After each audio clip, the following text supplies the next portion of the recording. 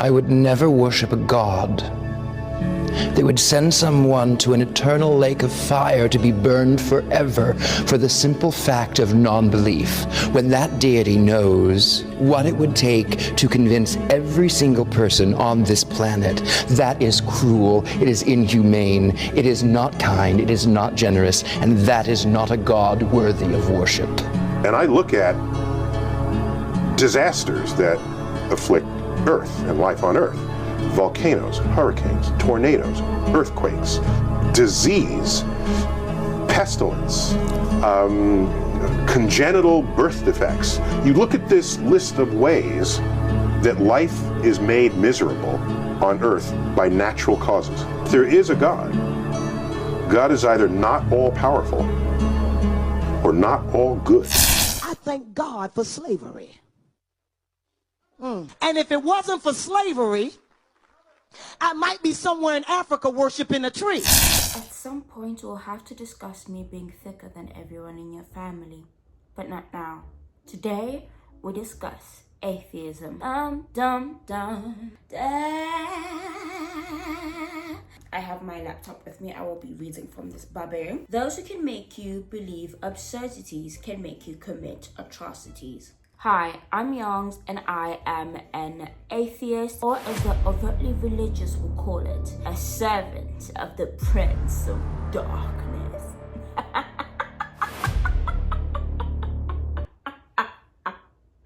No, unfortunately, I do not believe in that other guy either. I cannot serve Dumbledore if I do not believe in the Harry mother effing Potter. So what is an atheist? And just as important, how did I become one? It's cold in this bitch. An atheist is a person who lacks belief in gods or deities. Atheism is not a religion, system of beliefs, or a denial of God's existence. It is simply the absence of beliefs in any gods or divine beings. I do not have proof God isn't real. Me being an atheist is simply me acknowledging that I do not have proof of his existence either. The Bible tells a story, or let me say, it tells several stories. Yes, but fails to hold water under direct scrutiny. You said he didn't create the sun until day 4. Yeah. So how could there be light the first 3 days? God is light. So God's a photon. God's what made photons possible. And what day did he do that?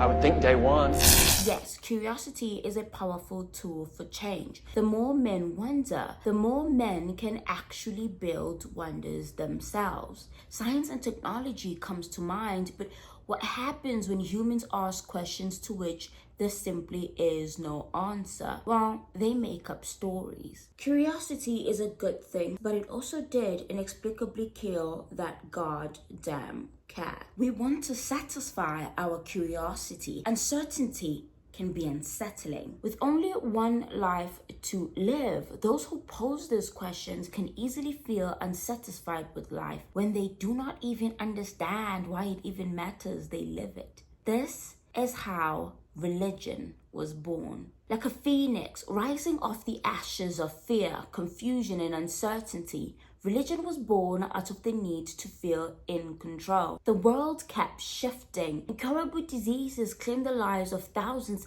and sometimes millions. Floods wiped out entire civilizations, and droughts claimed just as many lives while further stalling progress and prosperity for many communities. Understanding how and why these natural disasters came to be became key. Why did an active volcano kill people in this region and at this point in time? Why did areas that used to be great for agriculture suddenly become unsuitable for cultivation? These questions puzzled many scholars, and without answers, there was unrest. Were these disasters triggered by the actions of those affected? How come some people got to live to be 100 while some people barely made it to 15? Were these disasters triggered by the actions of those affected? How come some people got to live to be 100 while some barely made it to 15? Where do we all go when we die? What are humans even? Why are we here? Who was the first human, and have we just always existed? If so, how? So they concluded that there had to be something out there, something way more powerful than they were, deciding not only their fate, but that of the universe itself. A powerful being of sorts. No, I did not change outfits. I was always dressed this way. Shush, shush, shush. The human brain seeks predictability, and because unanswered questions lead to anxiety and can cause an insurmountable amount of stress, the brain registers them as a threat. When the brain is trying to solve a puzzle, it enters survival mode and can end up creating worst-case scenarios to fill in the gaps as a form of defense. Unanswered questions create a mental wound that can only be healed through a satisfying resolution. Our brains work overtime to try and manage the burning flames of mayhem we often find ourselves engulfed in. We want solutions to our problems, and if the most fitting answer we want solutions to our problems, and if the most fitting answer we have, regardless of its validity, calls for us to appease whatever being engineered our existence, then so be it. Then so be it. Then so be it. Powerlessness is crippling, but if we can feel more in control, even in the slightest, that can be a psychological remedy that calms our anxiety, making it even harder for us to deviate from the supposed truth due to how comforting and soothing it is to humans. It's not that we do not know an excessive amount of painkillers is bad for us in the long run, but we also know that alleviating the pain in the moment holds precedence. Our brain betrays us in the long run by prioritizing our comfort in the moment. Religion gave people hope. It gave them purpose, direction. It gave people structure and assurance of a future away from the world they were currently in. Things were all happening for a reason, from people dying to people living. Religion told people they were not main characters, but merely actors whose roles were already pre-written. It gave them a good script they felt they could carry. All they had to do was appease the director for more fulfilling roles. Religion helped people make sense of the world, which is beautiful, right? Yes, but then of course, men will be men, and men love power. Not unlike Satan, they may love God, but they love the idea of being a god themselves even more.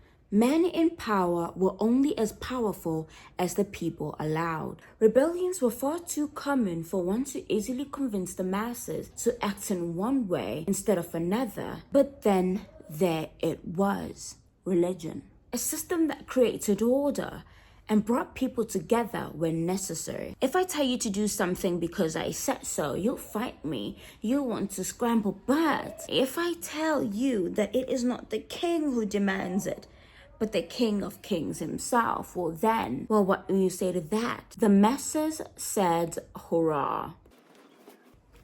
Those in power were no longer judged as harshly anymore because they were, according to them of course, doing the Lord's work. They weren't powerful, they were servants just as well. Them having power over you is not a sign of inequality. No. It is a sign that they too are just as burdened as you are with the task of serving your child-flooding king. It was a convenient way to stop the masses from questioning authority. This also created a system within a system. People shunned those they felt acted against this powerful being or these powerful beings, as the punishment for their insubordination may affect whole populations and affect how they as a people are seen in the eyes of God. I'm so tired of y'all on this religion stuff.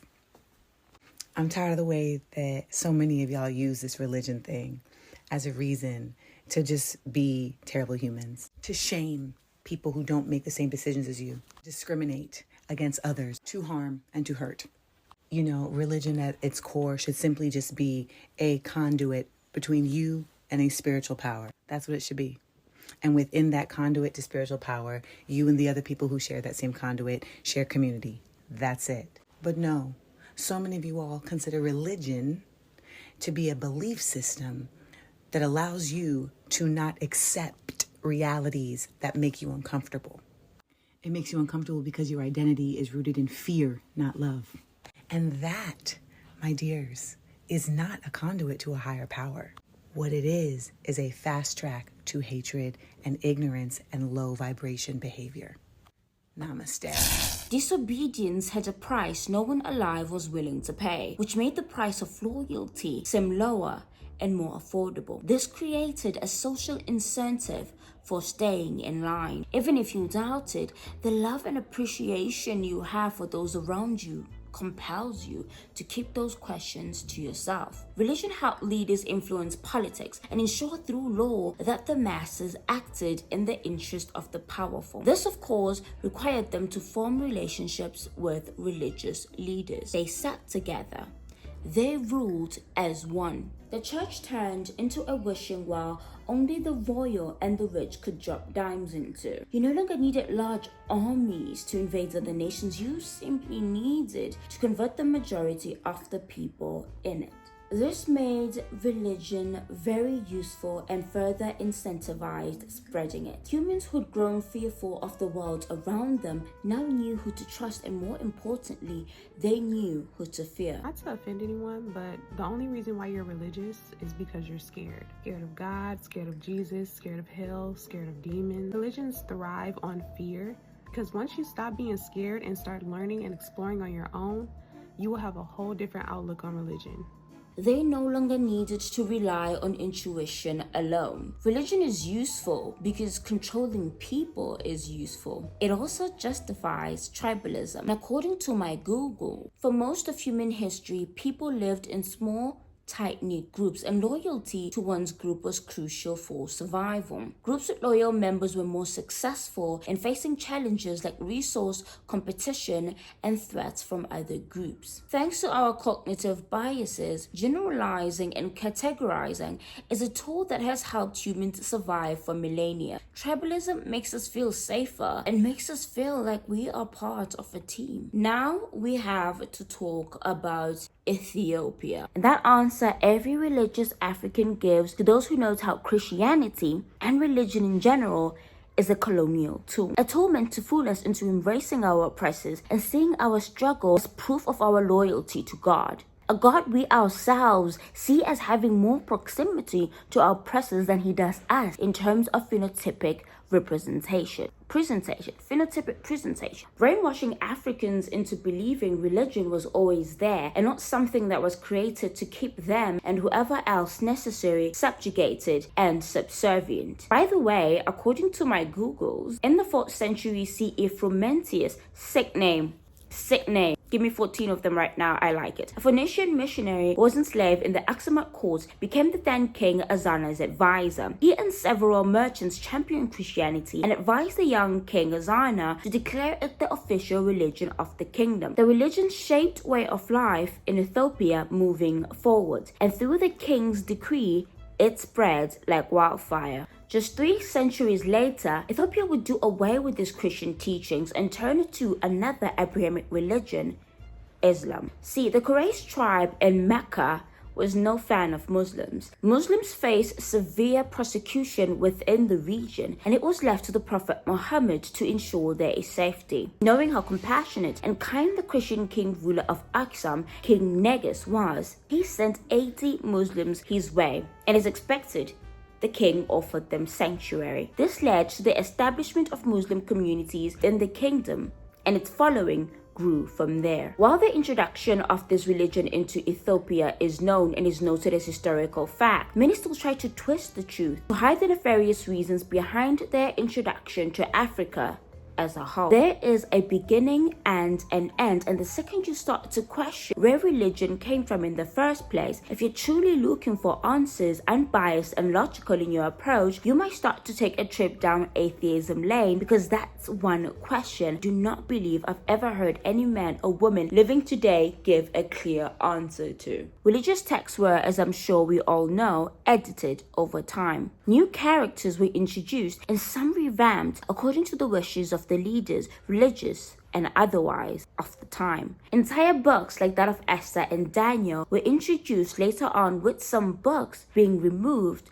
due to Protestants not finding them authoritative enough to make the cut. They were not divinely inspired scripture as described by Catholics who fought and lost the battle to have them featured in the Hebrew Bible. Yes, Protestants and Catholics strongly disagreed on which books should be added or removed to make the final text more divine and authoritative, and this in no way shook the faith of those who lived by it at the time. They just carried on believing. It was business as usual, and that scares me, boys and girls. That terrifies me.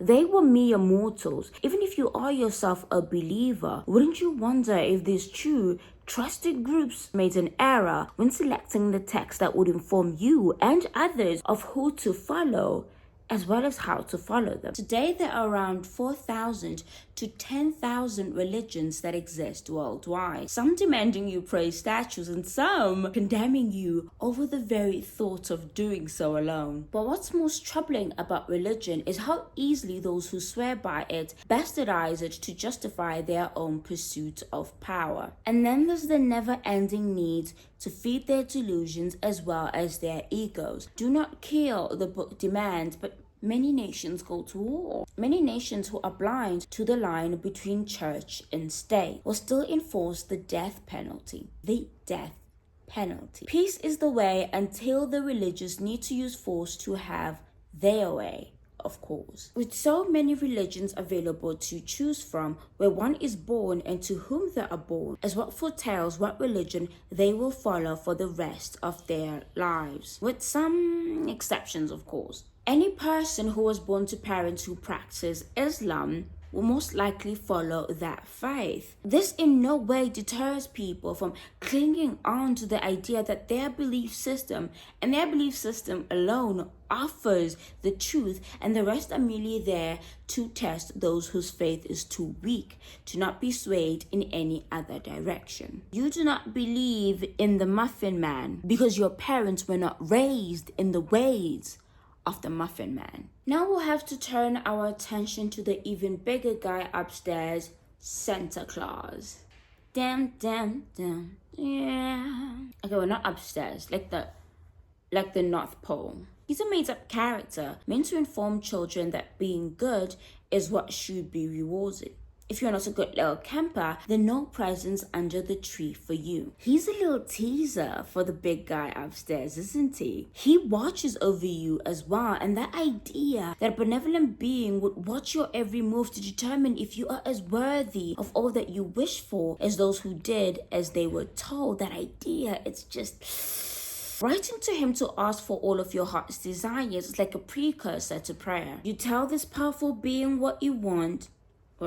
You tell this powerful being what you want, and if you did the right thing, he'll let you have it. This helped parents have a bit of control over how their kids acted in their absence. But much like the powerful, it helps cement the idea that they were authority figures. If you don't clean your room, I'll tell Santa Claus. If you don't study when necessary, you won't get any presents this year, Jessica. Children whose parents can't afford anything on their list or don't even care to get them anything at all are left to wonder why their peers are being rewarded for their good deeds. Well, they only seem to earn punishment regardless of their decisions. They are oftentimes left to deal with their resulting emotions on their own, and all of these gods we praise are no different. Even when you follow all of their rules, those who do not can still be living happier and more fulfilled lives than you, and that can leave you obsessing over just how much you live according to whatever system you've attached yourself to, pulling you deeper into whatever church you belong to. There's also death. Where do we go and why do we go? No one wants to accept that they are mere mortals, that they are just animals themselves, and their humanity and awareness is not enough to gain them any type of favor when their end nears. The idea of death being final is scary, and one's fear of it grows the more they witness it come for those around them, especially those they love. The idea that your own life, the only one you know, could just be no more. The idea that we are so unimportant, the world will keep shining even without us, it's just too much for a lot of us to handle. So some believe in reincarnation, and some believe in some sort of afterlife, some version of heaven or hell. If you believe enough, you can return as a rich man, but unfortunately, if you disobey, you might return as a goldfish. Religion is always in the control business. It's in the guilt-producing control business. And if you have heaven as a place where you're rewarded for your goodness and hell as a place where you're punished for your evil, then you sort of have control of the population. The loss of our consciousness, the thing that informs our personal realities, seems scary. The world will move on, but our world will be no more. Oh, and fingers crossed you don't die before you ask for forgiveness, or you will burn, mommy. You will burn. Alright, they'll burn you. Many people say Africans are God's chosen people because of how much struggle a lot of Africans have to endure. Yes, there are pressures of more safety and security, but that in and of itself is a curse, because the less you have, the easier it is for you to build a relationship with God. The less comfortable you are, the more likely you are to seek God for comfort. The rich idealize money and the power it affords them, making their faith less stable and weak. Religion is what keeps the poor man from killing the rich. Religion is the greatest weapon a colonizer has ever had, especially over African people.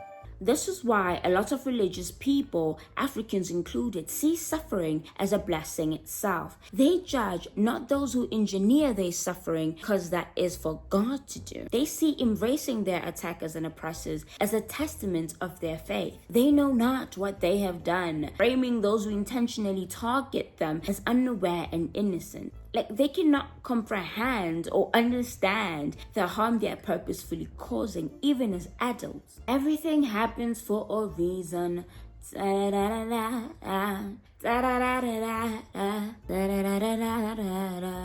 Individuals who champion religion participate in the endorsement of a credence that gives value to the ways they feel edge them closer to whatever version of perfection they feel they'll be ushered into. There are plenty of other reasons I believe explain why religion was invented, but that is a whole other video. If you liked this one, please do throw it a like and tell me how you feel. Are you religious yourself? Are you atheist like myself? Do you agree with what I said in this video, or do you disagree? Not strongly though, I'm kidding. You can strongly disagree. That is fair. You must, of course, subscribe if you'd like to see and hear more from me in the future. Bye-bye. Bye-bye. That's why I call myself an anti-theist, because I don't just believe that religion is wrong. I believe that it's harmful. I believe that it is corrosive to society. I believe that it is carcinogenic to civilization. I believe that it is something that destroys the person and also the society that they live in. I think it is an evil, terrible thing that is a vestigial remnant from mankind's early, stupid past. And we still have it here just because there are so many people who, like, you know, we talked to another caller talk about hell a little while ago, who are afraid of not believing it. And I realize all religions don't have that same construct, but because we are afraid of the dark, and because we are afraid to die, and because we are afraid of the unknown, and because we don't learn how to negate logical fallacies until a little bit later on in school, we have religion.